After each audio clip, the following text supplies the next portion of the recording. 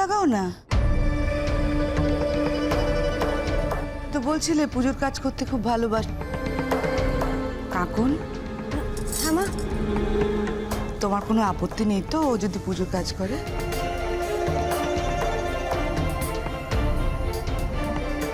শ্রেষ্ঠা, আমি বলছি,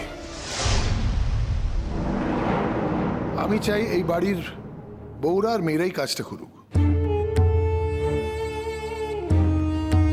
ও তো গেস্ট, ওকে এনজয় করতে দাও।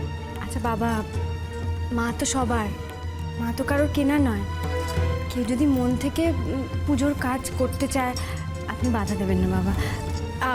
শানি, আপনি বরং একটা কাজ করুন, আপনি আগে কাপড়টা ছেড়ে অঞ্জলি দিন। আমি তো নতুন কাপড় পরে এসেছি একবারে।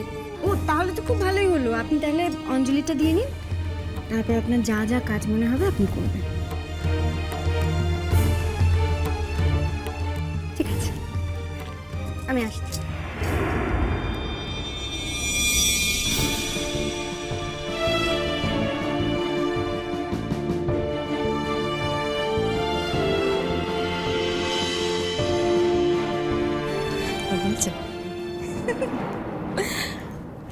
আরে বৌদি, তুমি এসে গেছো? ওলে বাবালে, হ্যাঁ রে, এসে গেছে। তোর প্রাণ জুড়িয়েছে তো? এই এই তুমি সবসময় আমাদের সঙ্গে এইভাবে কথা বলো কেন বলো তো? কি ভেবেছোটা কি? এই দেখেছো, সত্যি কথা বললে গায়ে ফোসকা পড়ে কেন তোমার? হ্যাঁ, আচ্ছা আমি ভুল কি বলেছি? এই যে শাহানা, আচ্ছা বল, ছোট বৌদি বাড়িতে না থাকলে তোদের কেমন একটা খাবি খাওয়ার মতো অবস্থা হয় না? তুই বল। এক্স্যাক্টলি, হ্যাঁ হয় তো। ঠিক যেমন তোর বড় বৌদিকে না দেখলে। কি বললি তুই? কি বললাম?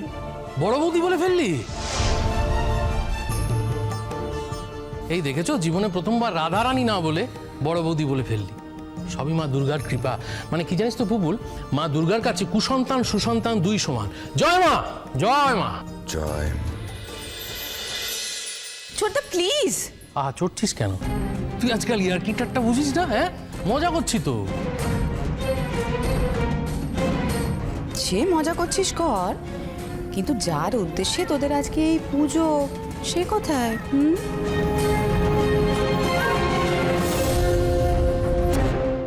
সত্যি তো, অনেকক্ষণ থেকে রাধাকে দেখতে পাচ্ছি না তো। পুজোটা তো ওরই ইচ্ছেতে পুজোটা শুরু হয়েছিল, আর শ্রেষ্ঠার ইচ্ছেতে পুজোটা বন্ধ হয়েছিল। আর যখন রাধার সব কাজে জড়িয়ে থাকার কথা, তখন রাধাই এখানে নেই। শরীর টরীর খারাপ হয়নি তো?